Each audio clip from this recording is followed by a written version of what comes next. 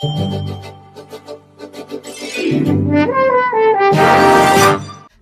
tribute to the late Sir Geoffrey Johnstone was brought to you by Coldwell Banker Lightburn Realty, Cole Insurance Agents and Brokers Limited, Bahamas Waste Limited, Graham Thompson&Co, Kelso Medical Laboratory, Higgs and Johnson, Goodnight Pools of Nassau Limited, the Dalbinus Agency Limited, NUA Insurance Agents and Brokers, Calendars & Co, Nassau Paper Co Limited, we're more than just paper, and the Free National Movement.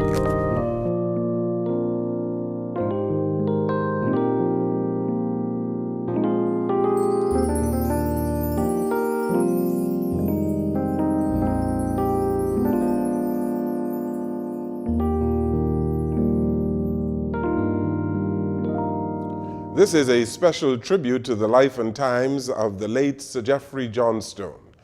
And we spoke with Mr. Michael Lightburn. Now we would have a conversation with Sir Arthur Folkes, who served as Governor General of the Bahamas. Sir Arthur was also one of the leading lights in the Progressive Liberal Party in the 60s to the early 70s. He served as Minister of Tourism, and so he served in the House of Assembly in the early days of Sir Geoffrey Johnstone. We listen now to remarks made by Sir Arthur Folkes. I met Sir Geoffrey, interestingly enough, as political opponents in the 1962 election. We were on opposite sides when we ran for it was then called the Eastern District. Back then we had dual constituencies, as you know. We had all the constituencies in Nassau had 2 MPs. So A.D. Hanna and I ran against Geoffrey and Pierre de Puch. And all my impressions of Sir Geoffrey from then until the last time I saw him were all favorable. Jeff was a devastatingly charming man, and he was good looking. And that don't hurt you in politics. And we found that out in 1962 as opponents. But then there was something else about Geoffrey. He was a decent, honorable person. For those who do not believe, who have a dim view of politics and politicians, Geoff Johnstone is a shining example of what a politician ought to be. I think Geoff Johnstone was on the right side of that issue. And as you know, not too many we identified during those days were on the right side of that issue. Geoff was one of them, I believe. And he never showed any indication of prejudice, either race or class. And I finally got to the House in 1967. I got to know him quite well between 62 and 67. And my opinion of him never changed. And we crossed swords in the House of Assembly after 67, but we remained friends. And not just with me, with others as well. There was a standing joke between Jeff and A.D. Sir Geoffrey and the Honorable A.D. Hanna. I don't know where this started, but every time they saw each other, they greeted each other in the foyer of the House. They would say, you promised to stand shoulder to shoulder, but you forsook me and fled. And they would have a big laugh over that. But Geoffrey was an excellent individual. I described him already as a prince of a man. Jeff came to the leadership position. It couldn't have been a waste time for politicians, because we were going through political upheavals at that time. He became leader, I think, of the UBP in 1970. And as you would recall, that was the year when the PLP was experiencing some serious internal rifts, which finally resulted in an open break. And I remember just after the no confidence vote, when 8 of us in the PLP voted no confidence, in Linden. Jeff came over to us and said, "I recognize courage when I see it. We must talk." He said it to Cecil. We didn't talk at that time. We started to call ourselves the Free PLP because we hadn't left the PLP. There was still a lingering hope that we could bring about change inside the organization. But Jeff went to Cecil on another occasion, and this is what is so remarkable. He said, "I am willing to step down as leader of the opposition if you all are ready to take on the job of the official opposition." Now, that is really extraordinary for a politician. And as you know, he meant it, because later on, Cecil just laughed at it at the time, but later on, after the break became permanent, and we decided to form a new party, we had meetings at different places with all opposition forces, with Paul Adderley, the NDP at that time, and others. And we were trying to create a new party, but we were trying at the same time to get all the others to disband, and so we could have one single opposition, which we would call the Free National Movement. Some people who were in opposition, like Sir Orville, who was a part of the NDP, he agreed, and he came on board right away, Orville and Sir Kendall Isaacs.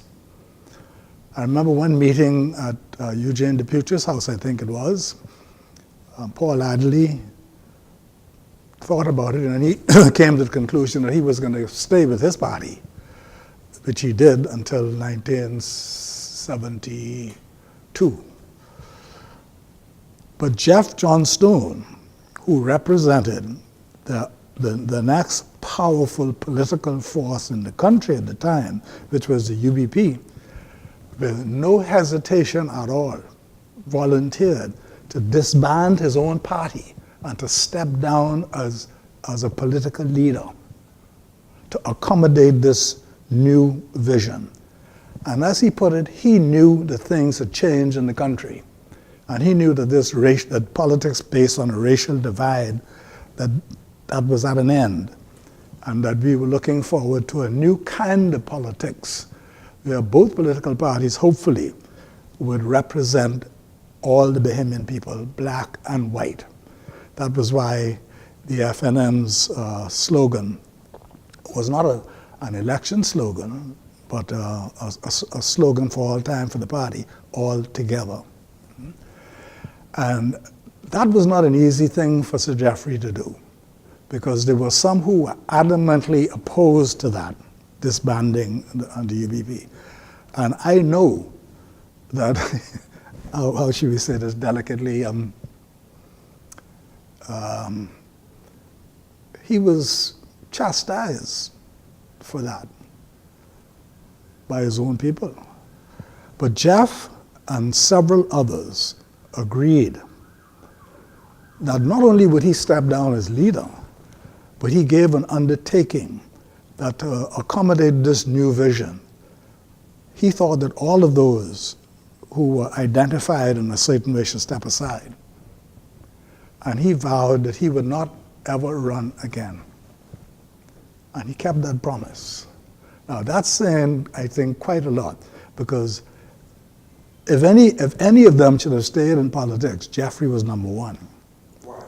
Well, he understood what was happening, and he was ready to accommodate himself to this change that was taking place in the Bahamas. He realized that this moment in history had come, and he realized the importance of it. And Jeff could have run in his constituency, and he would have been in the House until the day he died. He was that popular a politician. Oh, highly respected by everybody. But some of them were quite angry with him when he suggested disbanding the party. Difficult to estimate the value of what he did. The only way, I think, to do it and to put it in its context and to see how important what he did was, is to think of it if he hadn't done that. if he decided to keep the UBP, there are all sorts of scenarios that you can imagine that would have come out of that. The next election after that would have been fought by three parties, PLP, FNM, and the UBP. Undoubtedly, the FNM would have got wiped out in that scenario. In fact, a lot of people, as you know, were not ready for the FNM in any event. And eventually, the FNM was in the political wilderness for 2 decades. But still, Geoffrey saw that picture, and he saw it clearly and vividly. There's a lot of talk about this. You know, some people say the criticism at the time was we joined up with the white man. Right? But we were very particular about this. There was no merger. The FNM was formed in October 1971. There were no parliamentary members of the UBP at that meeting. It was us and a number of other people who came forward to support the PLP, mostly former PLPs and some UBPs, but none of the parliamentary members of the UBP. Because we said we're starting a new thing. We're not amalgamating. We didn't offer to amalgamate with UBP, neither did we offer to amalgamate with the NDP.